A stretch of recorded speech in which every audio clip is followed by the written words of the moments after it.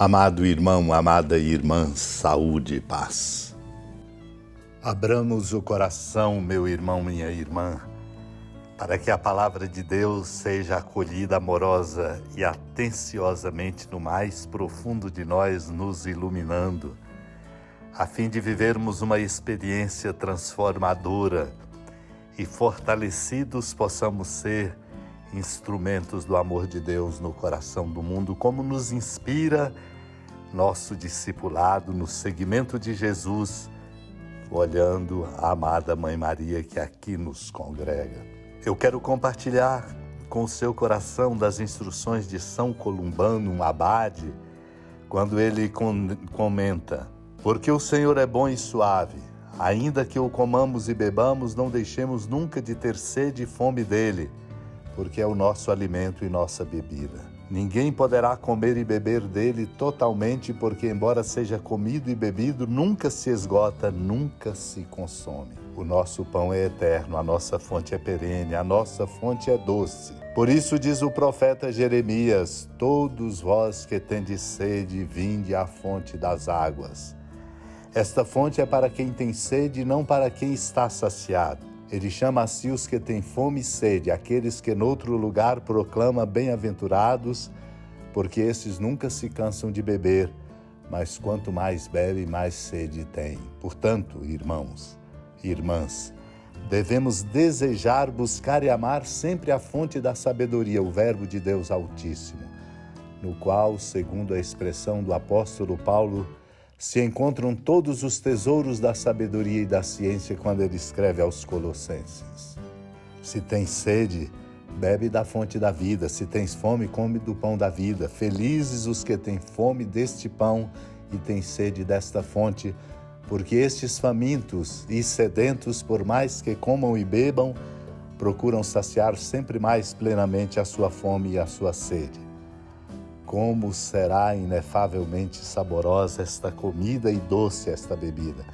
Por muito que se coma e beba, sempre se tem fome e sede, sempre se saboreia e sempre se deseja. Por isso, diz o rei profeta Davi: provai e vede quão doce e quão suave é o Senhor. Naquele tempo, Jesus foi para o outro lado do mar da Galileia, também chamado de Tiberíades. Uma grande multidão o seguia, porque viu os sinais que ele operava a favor dos doentes. Jesus subiu ao monte e sentou-se aí com seus discípulos. Estava próxima a Páscoa, a festa dos judeus. Levantando os olhos e vendo que uma grande multidão estava vindo ao seu encontro, Jesus disse a Filipe: onde vamos comprar pão para que eles possam comer? Disse isso para pô-lo à prova, pois ele mesmo sabia muito bem o que ia fazer. Filipe respondeu: nem 200 moedas de prata bastariam para dar um pedaço de pão a cada um. Um dos discípulos, André, o irmão de Simão Pedro, disse: está aqui um menino com 5 pães de cevada e 2 peixes, mas o que é isso para tanta gente? Jesus disse: fazei sentar as pessoas. Havia muita relva naquele lugar e lá se sentaram aproximadamente 5.000 homens. Jesus tomou os pães, deu graças e distribuiu-os aos que estavam sentados, tanto quanto queriam, e fez o mesmo com os peixes. Quando todos ficaram saciados, Jesus disse aos discípulos: recolhei os pedaços que sobraram, para que nada se perca. Recolheram os pedaços e encheram 12 cestos com as sobras dos 5 pães deixados pelos que haviam comido. Vendo o sinal que Jesus tinha realizado, aqueles homens exclamavam: este é verdadeiramente o profeta, aquele que deve vir ao mundo. Mas quando notou que estavam querendo levá-lo para proclamá-lo rei, Jesus retirou-se de novo sozinho para o monte.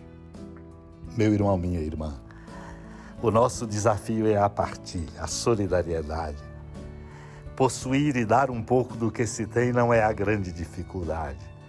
A nossa lógica é a lógica de possuir para sentir ter poder e não repartir. Mas a lógica do amor de Deus é a lógica da partilha.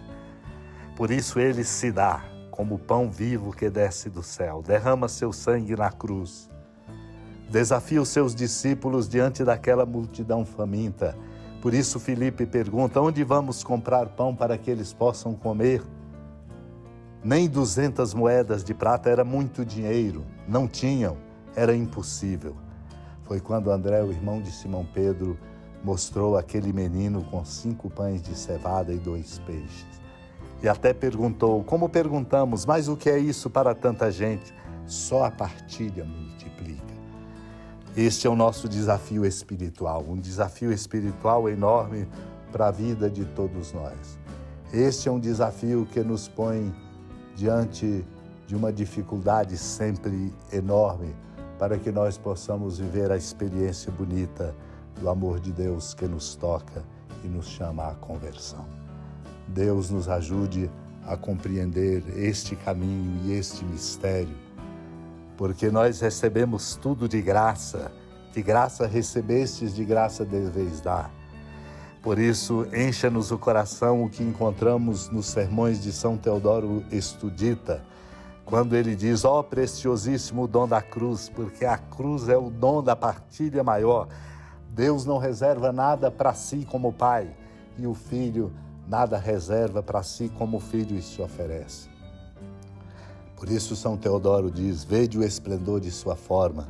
Não mostra apenas uma imagem mesclada de bem e de mal, como aquela árvore do paraíso, mas totalmente bela e magnífica para a vista e o paladar. É uma árvore que não gera a morte, mas a vida, que não difunde as trevas, mas a luz, que não expulsa do paraíso, mas nele introduz. A esta árvore, a árvore da cruz, subiu Cristo como um rei que sobe no carro triunfal e venceu o demônio, detentor do poder e da morte, para libertar o gênero humano da escravidão do tirano.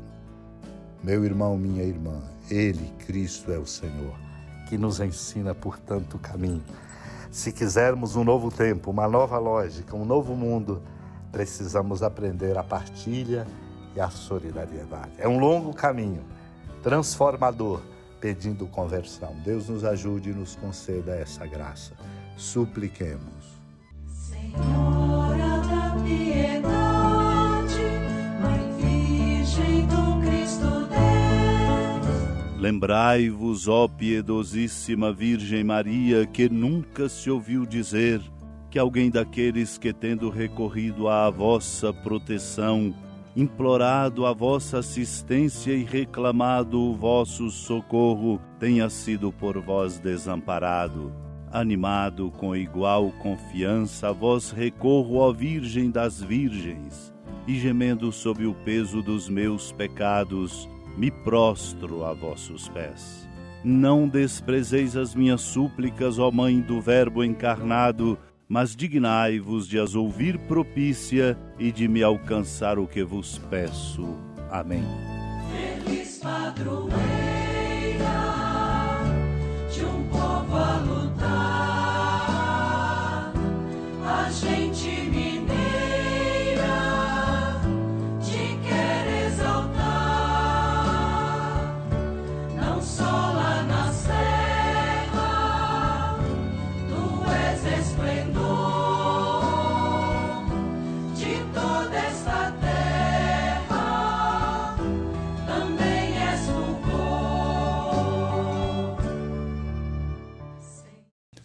Amado irmão, amada irmã, com a alegria do Santuário Basílica da Padroeira do Estado de Minas Gerais, a Senhora da Piedade, que da sua casa de clemência e bondade nos acompanhe e nos abençoa do alto da serra, magnífica arquitetura divina, a bênção de Deus, amor misericordioso, Pai, Filho e Espírito Santo, desça sobre sua família, proteja sua casa, sustente sua vida, fecunde o caminho missionário de nossa igreja, nos encha de sabedoria e permaneça conosco para sempre.